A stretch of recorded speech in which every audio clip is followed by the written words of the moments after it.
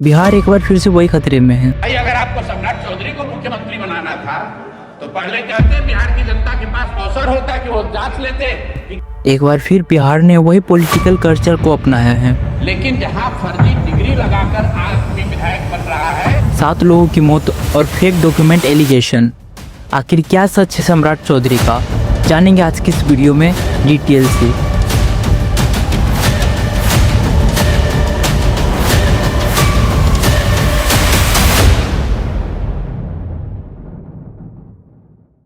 सम्राट चौधरी का जन्म 16 नवंबर 1968 में मुंगेर के लखनपुर में हुआ था। उनके पिता शकुनी चौधरी एक हाई वेटेज पॉलिटिकल फ्रेम से आते हैं। उनके पिता पूर्व सांसद भी रह चुके हैं और बिहार के प्रसिद्ध क्षेत्र तारापुर में 7 बार विधायक भी बन चुके हैं। इसका मतलब है सम्राट चौधरी बचपन से ही पॉलिटिक्स से जुड़े हुए हैं। ये एक अच्छा पॉइंट है क्योंकि उन्हें पॉलिटिक्स का ज्ञान है, जिसके कारण वो आगे चल के एक अच्छे डिसीजन ले सकते हैं। लेकिन क्या सब कुछ एक्सपीरियंस होता है या कुछ और चीजें होती हैं जो सीएम बनने से पहले देखनी चाहिए? अगर तुम्हें नहीं पता कि सम्राट चौधरी का असली नाम क्या है तो सोचो मत, क्योंकि बिहार के 90% लोग को सम्राट चौधरी का असली नाम नहीं पता है। यूँ तो सम्राट चौधरी के 3 नाम हैं। एक नाम है राकेश कुमार, 2005 के एफिडेविट में उनका नाम राजेश कुमार आता है।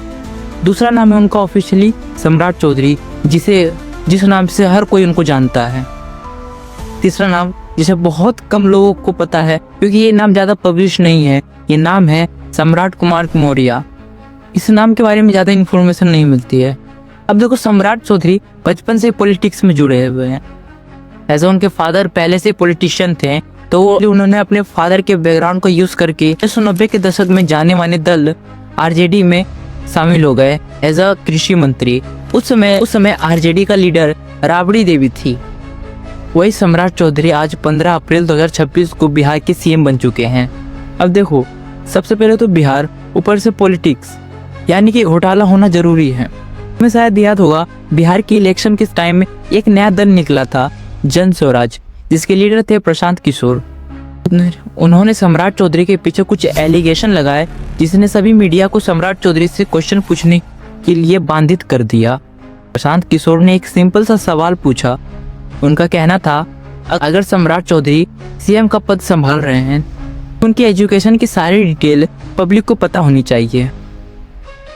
अब देखो, किसी भी वेबसाइट या ऑफिशियल चैनल पे सम्राट चौधरी का 10th पास और 12th पास का मार्कशीट नहीं मिलता।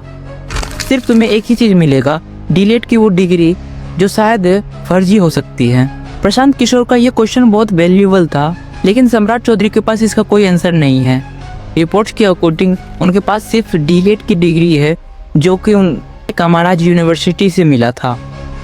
लेकिन मेरे लिए थोड़ा विश्वास करना कठिन होगा, क्योंकि व्यक्ति सरकार को फर्जी डॉक्यूमेंट दिखा के जेल से निकल सकता है, वो कुछ भी कर सकता है। एक और एलिगेशन लगाया है प्रशांत किशोर ने।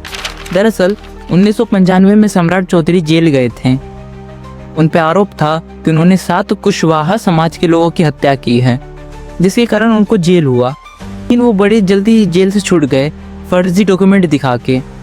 इनका इतिहास रहा है फेक डॉक्यूमेंट दिखाना, के कारण ये मानना भी मुश्किल होगा कि वो डीलेट की डिग्री इनकी है।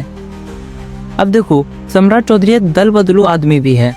सबसे पहले उन्होंने आरजेडी चूज किया, फिर उन्होंने दल बदला, फिर वो आए बीजेपी के पास, और अभी करंट 2026 में वो बीजेपी की तरफ से बिहार के सीएम बने हैं। बहुत बड़ी बात है, क्योंकि बिहार में पूरे 89 साल में पहली बार बीजेपी से कोई सीएम बना था ना। बहुत ही मजेदार होगा कि बिहार बीजेपी के शासनकाल में कैसे चलती है, जो काफी दिलचस्प होगा देखना, क्योंकि बिहार पहली बार बीजेपी के हाथों में आया है। देखना यह है कि बीजेपी के सम्राट चौधरी के हाथों बिहार का कैसा इतिहास रहता है। जय हिंद, जय भारत।